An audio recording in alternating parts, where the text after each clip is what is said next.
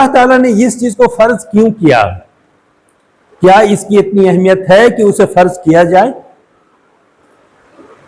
تو اللہ تعالیٰ کے بارگاہ میں ہر ایک چیز بہت ہی متناسب طریقے سے، ایک بیلنس طریقے سے اس سماج کو، سوسائٹی کو اپنے مقام پر پہنچانے کے لیے اس چیز کو اللہ تعالیٰ نے قرآن مبین کے ذریعے سے ہم پر حکم کے سطح پر دیا ہے۔ اب اس حکم کے دائرے میں کون آتے ہیں؟ جنہوں نے ایمان لایا۔ یعنی کہ اگر ہم یہ کہتے ہیں کہ ہم اللہ پر ایمان لائے، اللہ کو ہم نے مان لیا، ہم مسلم ہیں، تو یقیناً یہ چیز ہم پر عائد ہو جاتی ہے کہ ہم اس دائرے کے چیزوں کو لے کر پھر آگے بڑھنے کی کوشش کریں۔ اللہ تعالیٰ نے قرآن مبین میں ایک دوسری چیزوں کی بات ہم لوگ کر رہے ہیں کہ ایک اللہ تعالیٰ نے فرضیت قرار دیا زکوٰۃ کو، جو 5 ستونوں میں سے ایک ستون ہے، جس کے بغیر اسلام کھڑا نہیں رہ سکتا ہے، ہم کو ادا کرنا ہی ہے، اس میں ہم اپنے طریقے سے کمی بیشی نہیں کر سکتے ہیں۔ اور اسی سلسلے میں ایک بات یہ بھی ہے کہ زکوٰۃ کے فرضیت کے بعد زکوٰۃ کے پیسے کی جو ادائیگی ہوگی وہ ہمارے اپنی مرضی کے مطابق نہیں ہوگی، اس کو بھی اللہ تعالیٰ نے مقرر کر دیا، جو سورہ توبہ کے 60 نمبر کے آیت میں اللہ تعالیٰ نے بتا دیا۔ حتیٰ کہ اس کی اہمیت کا اندازہ آپ اس سے لگا سکتے ہیں کہ وہ زکوٰۃ کے مال جو اجتماعی طور پر جمع کیے جاتے ہیں، انفرادی طور پر زکوٰۃ کا مال خرچ کرنے کے کوئی سینس نہیں بنتا ہے، اس لیے کہ وہ امپاورمنٹ کے لیے ہے، انسانیت کی مضبوطی کے لیے ہے، جس پر ہم لوگ تھوڑی دیر کے بعد بات کریں گے انشاءاللہ۔ لیکن اس مال کے ادا کرنے کے لیے، اس کے حساب کتاب کو رکھنے کے لیے، اس چیز کو صحیح طریقے سے لوگوں کو مستحق تک پہنچانے کے لیے ایک فائنانشیل مینیجر کی ضرورت ہے، جو فائنانس کو مینیج کرے اور اس چیز کے اوپر اس کو جو ہے نا اسی مال سے، یعنی کہ زکوٰۃ کے مال سے سیلری دینے کے پربند کیا گیا۔ آپ پر ہم اس بات کو سمجھ سکتے ہیں، اندازہ لگا سکتے ہیں کہ کتنی اہمیت کی چیز ہے۔ اللہ تعالیٰ نے کسی چیز میں پیسے کی بات نہیں کہی کہ اس کو سیلری دیا جائے، لیکن اس چیز کے بارے میں ضرور کہا کہ جو بیت المال کا نظام ہوگا، اس بیت المال کے نظام کا دیکھ بھال کرنے والا آدمی والنٹری طور پر نہیں کرے گا، فری آف کاسٹ نہیں کرے گا، بلکہ اس کی پوری سیلری اس کو دی جائے گی۔ اس کا مطلب یہ ہوا کہ پوری ذمہ داری کے سطح پر اس کو ادا کرنا ہے۔ 24 آورز کا یہ کام ہے۔ 24 آورز کے کام میں کیا ہو گیا کہ ایک تو جو ہے نا، جو مال ہم کو وصول کرنا ہے، جن لوگوں کے اوپر زکوٰۃ فرض ہے، ان سے وہ مال کو لینا، ایک جگہ جمع کرنا، کلیکشن آف ویلتھ۔ دوسرے، اس مال کے نصاب کے طور پر تمام تر مستحق تک پہنچانا، جو 8 مد اللہ تعالیٰ نے بتایا ہے، اس میں ایک اموال جماعت زکوٰۃ کے جو انتظام کرنے والے کی اگر بات کر دیتے ہیں تو 7 ایسے ہیڈنگ ہے جو سورہ توبہ میں اللہ تعالیٰ نے بتایا، ان تک ان باتوں کو پہنچانے کے لیے ایک سسٹمیٹک اپروچ ہونی چاہیے، ایک سسٹمیٹک پروجیکٹ ہونی چاہیے، جس پروجیکٹ کے ذریعے سے ہم پہنچا سکتے ہیں۔ اب ان چیزوں کو کرنے کے لیے ایک ذمہ دار آدمی ہونی چاہیے جو باصلاحیت ہو۔ ہر ایک ایرے گہرے جس کو کوئی فائنانس کے بارے میں شعور نہیں ہے، وہ ان کاموں کا انجام نہیں دے سکتا۔ تو یقیناً جب اس سطح پر اللہ تعالیٰ نے یہ ذمہ داری کو لگایا ہے، تو اس ذمہ داری کے بعد ہمارے معاملہ آتا ہے کہ ہم اتنا ہی سیریسنس کے سطح پر ان چیزوں کو بھی دیکھیں۔ اب میرے دوستو، اب دوسرے حصے میں آتے ہیں، چونکہ یہ ایک بہت ہی طویل جو ہے نا گفتگو ہے، اور یہ چند منٹ کے گفتگو میں طے نہیں پا سکتا ہے، لیکن اس میں ایک اہم حصہ ہے جو صدقہ فطر کی بات کرتے ہیں، جو ماہ رمضان میں ہی صرف دیا جاتا ہے، عید کے نماز پڑھنے کے پہلے۔ وہ آج کے ڈیٹ میں قریب 2.5 kg سے لے کے 3 kg کے، چاہے جو بھی اناج آپ دینا چاہیں، چاہے وہ گیہوں ہو، چاہے چاول ہو، چاہے آٹا ہو، چاہے باجرہ کا آٹا ہو، چاہے کشمش ہو، چاہے کھجور ہو، چاہے اخروٹ ہو، آپ دے سکتے ہیں۔ ان چیزوں کو آپ دے سکتے ہیں۔ ہمارے ذہن میں یہ رہتا ہے کہ سب سے کم قیمت والی جو چیز ہے اس کے مطابق پیسہ نکال دیں، یہ پیسے کی بات نہیں ہے، ان چیزوں کو، اشیاء کو نکالنے کی بات ہے۔ اب جب ہم 2.5 سے 3 کلو کے بیچ میں ان چیزوں کو نکالتے ہیں تو سب کی قیمت الگ الگ ہے۔ جب ہم کشمش کی بات کریں گے، جب ہم کھجور کی بات کریں گے، جب اخروٹ کی بات کریں گے تو اس کی قیمت دوسری ہے۔ جب ہم گیہوں کی بات کریں گے تو اس کی قیمت دوسری ہے۔ اب یہ ہم اپنے صلاحیت کے مطابق کم سے کم تر نہ لیں، بلکہ زیادہ سے زیادہ جس سے نکال سکیں وہ ہمارے لیے مناسب اس معنوں میں ہے کہ وہ جو ہے نا غریب کا مستحق ہے اس میں، اور غریب کے پاس جانا چاہیے۔ یہ صدقہ فطر تمام تر لوگوں کے لیے دینے کے لیے ہے جو آج پیدا ہوئے ہیں یا ایون عید کے نماز کے پہلے پیدا ہو جاتے ہیں، ان کے اوپر بھی صدقہ فطر ہو جاتا ہے۔ اس میں غریب اور امیر صاحب نصاب کی کوئی بات نہیں ہے، ہر ایک آدمی جو زکوٰۃ کا پیسہ لیتا ہے پھر بھی صدقہ فطر وہ دے گا۔ صدقہ سب کو دینا ہے، چاہے وہ صدقہ لینے والا ہو چاہے صدقہ لینے والا نہ ہو، ان تمام تر کو جو ہے نا ہم لوگ دیں گے۔ تو یہ دراصل صدقہ فطر اور زکوٰۃ کے سلسلے میں بات ہے جو ہمیں موٹا موٹی جاننا چاہیے، اور تفصیلات کے لیے آج کے ڈیٹ میں جو ہے نا انٹرنیٹ کے ساتھ اب جو ہے نا رشتہ قائم کریں، انشاءاللہ آپ کو معلومات ہو جائے گی۔ دوسرے حصے میں جو اہم بات ہم کہنا چاہ رہے ہیں کہ اللہ تعالیٰ نے اقیموا الصلاۃ وآتوا الزکاۃ تقریباً 25 سے 30 بار قرآن میں اللہ تعالیٰ نے نماز کے ساتھ زکوٰۃ کے بارے میں بات کیا ہے۔ کیا واقعتاً نماز کے ساتھ زکوٰۃ کے اتنا ہی رشتہ ہے جتنا اللہ تعالیٰ نے بتایا؟ نعوذ باللہ، اس کے علاوہ تو کوئی بات ہو ہی نہیں سکتی ہے۔ اللہ نے بتایا ہے تو اس میں کوئی ڈاؤٹ کی کوئی بات نہیں ہے۔ جب ہم نماز کے ساتھ زکوٰۃ کی بات کرتے ہیں تو یہ دو جو ہے نا باتیں ایک ساتھ کیوں اللہ تعالیٰ نے بتایا ہے؟ دوسری جگہ پر قرآن میں اس قسم کی کوئی باتیں ہم کو نہیں ملتی ہے۔ جب اس کے گہرائی میں ہم اترتے ہیں تو ہمارے سامنے ایک بات آتا ہے کہ یہ جو پورے سماج ہے، یہ جو سوسائٹی ہے، یہ جو دنیا ہے، اس کا نظام چلانے والا انسان ہے۔ جس انسان کو اللہ نے اشرف المخلوقات بنایا، یعنی کہ سب سے بہتر مخلوق، اور اس کے ذمے پورے دنیا کی ذمہ داری اللہ تعالیٰ نے دے دی۔ اب جو اللہ تعالیٰ نے یہ ذمہ داری دے دی ہے اشرف المخلوقات کے، تو اس انسان کے ساتھ مسئلہ کیا ہے، اور اس مسئلے کے حل کرنے کے لیے اللہ تعالیٰ نے جو سسٹم بنایا ہے، جس کے بارے میں ہم نے کہا کہ نماز اور زکوٰۃ کے ذریعے سے اس کی اصلاح ہو سکتی ہے۔ تو جب سورہ عنکبوت کے 45 نمبر کے آیت میں ہم جاتے ہیں تو اللہ تعالیٰ یہ کہتے ہیں کہ نماز وہ تمام تر برائیوں کو روکتی ہے جو انسان کے اخلاق کو مجروح کرتی ہے یا انسان کے اخلاق کو ڈیمیج کرتی ہے، انسان کے کردار کو ڈیمیج کرتی ہے۔ یعنی کہ نماز کے ذریعے سے ہم اللہ سے قریب ہوتے ہیں، اللہ کے بارگاہ میں سر جھکاتے ہیں، اللہ کے سامنے ہم اپنے گناہوں کے اعتراف کرتے ہیں اور اللہ سے اس کی معافی مانگتے ہیں۔ آئیے ہم کتنی بار کرتے ہیں؟ صبح سے شام میں 5 بار ہم اللہ کے بارگاہ میں گڑگڑاتے ہوئے اللہ سے معافی مانگتے ہیں۔ تو اگر ہم سماج کی بات دیکھیں یا سماج کے اندر جو ہے نا تمام تر چیزوں کو دیکھیں تو اس نظام کو چلانے والے اگر کوئی ہستی ہے تو وہ ہے انسان۔ تو انسان کے اندر وہ خصوصیت جب ہوگی تبھی وہ سماج کو چلا پائے گا، اگر وہ خصوصیت نہیں ہوگی تو سماج کو چلا نہیں پائے گا۔ تو خصوصیت کیا ہے کہ پورے دنیائی انسانیت میں انسان کے ساتھ جو ہے نا یا معاشرے میں سوسائٹی میں کرپشن کے صرف 2 ہی راستے، 2 ہی بات رہی ہے۔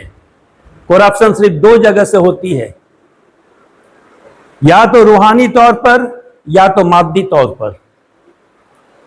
اسپریچول سطح پر انسان کے اندر جو چیز بگاڑ پیدا ہوتی ہے وہ یہ ہے کہ وہ اپنے نفس کے لالچ میں، اپنے خواہش کے پیروی میں اور اپنے ایگو میں، اپنے انا کے لیے وہ تمام تر حکموں کو، تمام تر جو اللہ تعالیٰ کے قانون ہے، تمام تر اخلاقی قانون ہے، اس کو پامال کر دیتا ہے۔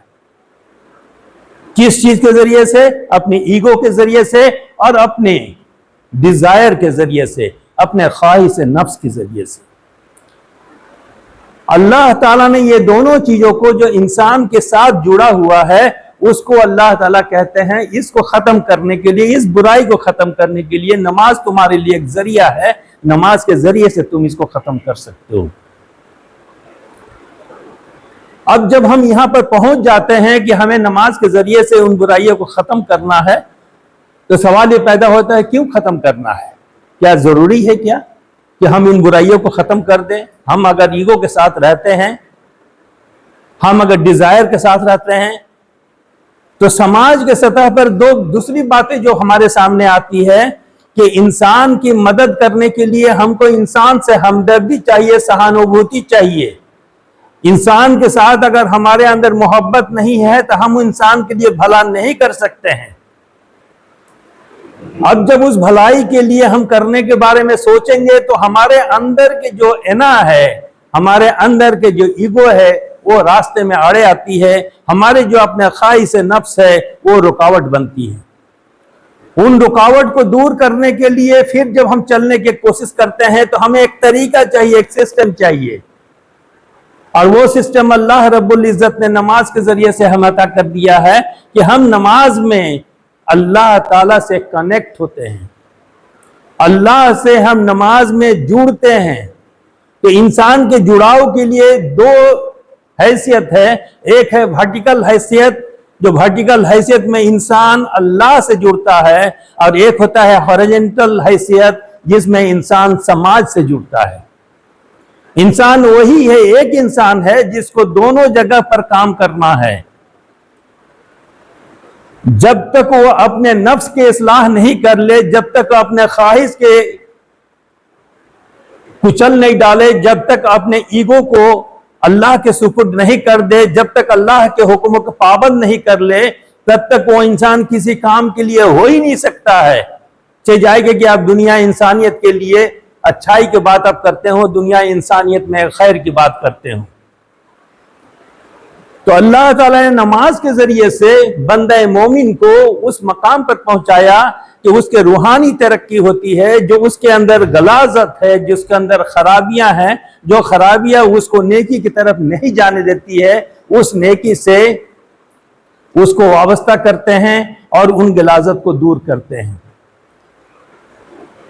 جب ہم اپنے اندر پیورٹی کو لاتے ہیں، اپنے اندر پاکیزگی کو لاتے ہیں، جب اپنے نفس کے اصلاح کر لیتے ہیں، تب اللہ تعالیٰ کہتا ہے کہ اب تم جو ہے نا اس کام کے لائق ہو گئے ہو کہ تم انسانیت کی ذمہ داری کو نبھا سکتے ہو جو انسان تمہارے چاروں طرف پھیلا ہوا ہے. اب اس انسان کے جو پھیلاؤ ہے، اس ہجوم میں ہماری ذمہ داری کو کون طے کرے گا؟ تو اللہ رب العزت طے کرتے ہیں.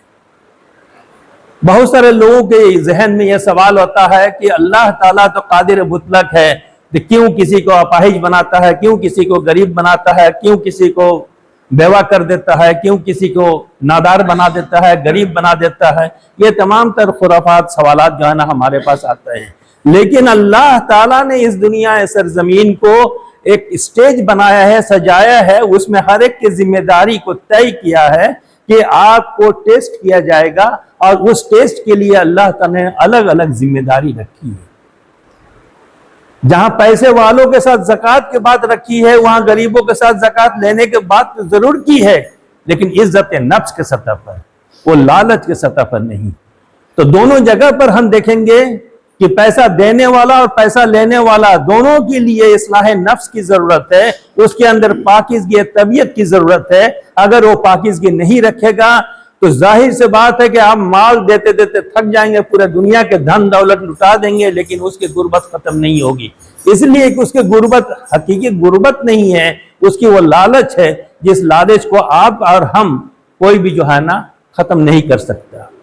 تو دونوں ہی سطح پر انسان کے جو ورٹیکل ڈیولپمنٹ کی بات ہم کر رہے ہیں، اللہ تعالیٰ نے جو کہا کہ تم کو اللہ سے کنیکٹ ہونا ہے روحانیت کے طور پر، تو ہر ایک انسان کو، ہر ایک بندہ کو اللہ سے کنیکٹ ہونا ہے، آخرت کے لیے کنیکٹ ہونا ہے، اپنے حساب و کتاب کے لیے، اپنے ذمہ داری اور اپنے حدود کے سطح پر ان چیزوں کو کرنے کے لیے اس کو تیار ہونا ہے. اب اس جگہ پر آنے کے لیے وہ تمام تر فرق مٹ جاتا ہے کہ ایک امیر اور غریب، ایک مضبوط اور ایک کمزور کے بیچ میں ہوتی ہے. تو ان تمام تر چیزوں کو سورہ توبہ میں اللہ تعالیٰ نے بتایا، سورہ بقرہ میں اللہ تعالیٰ نے بتایا، اور یہ ذمہ داری ہمارے سپرد کر دیا کہ ان چیزوں کے لیے ہمیں نماز کے ذریعے سے ان برائیوں کو اپنے اندر سے دور کرنا ہے، اور اچھائی کے لیے زکوٰۃ یعنی کہ مال کو ہم پیوریفائی کریں. تو جہاں سورہ عنکبوت میں یہ بات کہی گئی ہے کہ नमाज के जरिए से हम अपने बुराई को खत्म करते हैं, उसी तरीके से माल के लालच को खत्म करने के लिए अल्लाह ताला ने सूरे बकरा के 45 नंबर की आयत में बताई। तो इन चीजों के जरिए से हम अपने माल को ना सिर्फ अपने जात पर खर्च करते हैं, बल्कि उन तमाम तर लोगों पर खर्च करने के लिए जिम्मेदार ठहरा दिए जाते हैं जो उनका हक है। अब मेरे दोस्तों, माह रमजान, जिसको हम लोग कहते हैं कि प्यूरिफिकेशन का महीना है, अल्लाह ताला के तरफ से हम पर रहमत नाजिल हो रही है।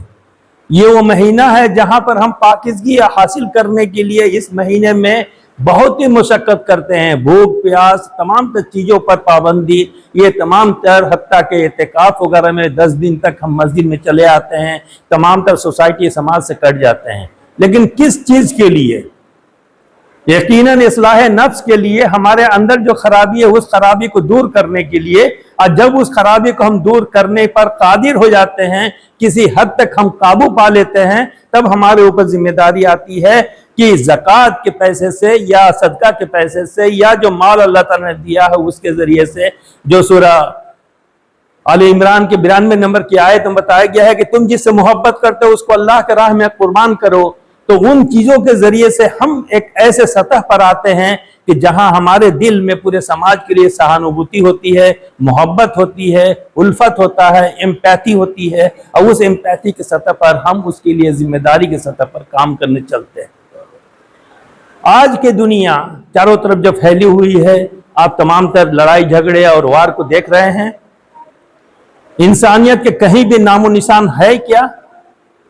जहां अल्लाह ने यह कहा कि किसी ने एक इंसान के नाहक कत्ल किया, गोया कि पूरे इंसानियत को कत्ल कर दिया, वहां पर हम सैकड़ों हजारों लाखों इंसान को कत्ल कर रहे हैं। हमारे जान और माल, दूसरे के लिए जान और माल हराम था, लेकिन हम तमाम तर एक मुसलमान के जान और माल दूसरे के लिए हलाल हो गया है। हम लोग किस दुनिया में सांस ले रहे हैं? ये इसी चीज के नतीजा है कि हमने अपने सतह पर अपने आप को प्यूरिफाई नहीं किया। तो दुनिया के तमाम तर माल और दौलत हमारे जो है ना किस्मत को नहीं पलट सकती है। हमारी किस्मत तो तभी पलटेगा जब हम अपने अंदर वो इस्लाह कर लेंगे, और इस्लाह करने के बाद जिम्मेदारी को समझेंगे, और उस जिम्मेदारी की सतह में आने के बाद हम जो है ना उस जिम्मेदार हैसियत से तमाम तर जिम्मेदारियों को निभाने के लिए जो अल्लाह ने हम पर निशानदेही की है उसे हम पूरा करने की कोशिश करेंगे। मेरे दोस्तों, अल्लाह से हम लोग दुआ करें। माह रमज़ान के चंद रात बचे हुए हैं, इसमें अल्लाह के करीब होने की कोशिश करें, अपने लिए मग़फ़िरत मांगें कि जो चीज़ें हमें समझ में नहीं आई अब तक, या जिन चीज़ों को हमने नहीं किया है, उसको करने के लिए अपने आप को तैयार करें। अपने अंदर की जो ख्वाहिश है उससे बाहर निकलने की कोशिश करें। तो ज़कात के सतह पर हमारे साथ जो माल की मोहब्बत है, मेटेरियलिज्म है, उसको हम कम करें। अल्लाह ताला ने पूरे के पूरे माल नहीं मांगा है, बल्कि उसमें से कुछ हिस्सा गरीबों के लिए मुकर्रर किया है, और वो अल्लाह ताला कहते हैं कि हम अमीरों से लेते हैं, गरीबों को देते हैं। ये हम पर एहसान अल्लाह ताला ने किया है कि इतने ही से लेके अल्लाह ताला ने छोड़ दिया। अगर पूरा माल अगर मांगता तो शायद हम जो है ना पता नहीं क्या हम लोग करते हैं। जब थोड़े माल हम लोग नहीं दे पा रहे हैं तो ज्यादा माल क्या करते हैं। तो इन चीजों के जरिए से एक तहजीब की बुनियाद रखी जाती है, जिस तहजीब की बुनियाद इस्लाम ने रखी थी, जो अल्लाह के रसूल सल्लल्लाहु अलैहि वसल्लम के क़यादत में, मायत में, सहाबा इकराम रज़ियल्लाहु अजमईन के उस जफाकस जद्दोजहद के जरिए से वजूद में आया था, जिसके मिसाल आज दुनिया मिसाल के तौर पर लेती है और दूसरी मिसाल नहीं मिलती है।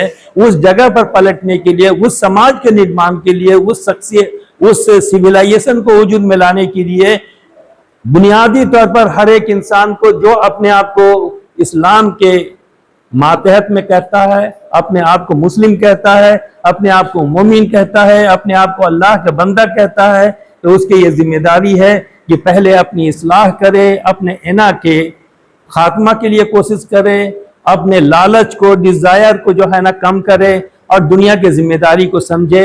अपने माल से जो भी इस्तिताअत अल्लाह ताला ने दिया उस माल के जरिए से अगर इन बातों को हम लोग करने के लिए तैयार होते हैं तो शायद हकीकी मानों में ماہ رمضان کے یہ تمام تر فوائد و برکات ہمیں حاصل ہو جائیں گی، اور انشاءاللہ ہم لوگ اس کے ذریعے سے آخرت میں بھی سرخرو ہو جائیں گے، اور دنیا سرزمین میں جو بھی فساد برپا ہے اس کا خاتمہ ہو سکتا ہے۔ وآخر دعوانا الحمدللہ رب العالمین۔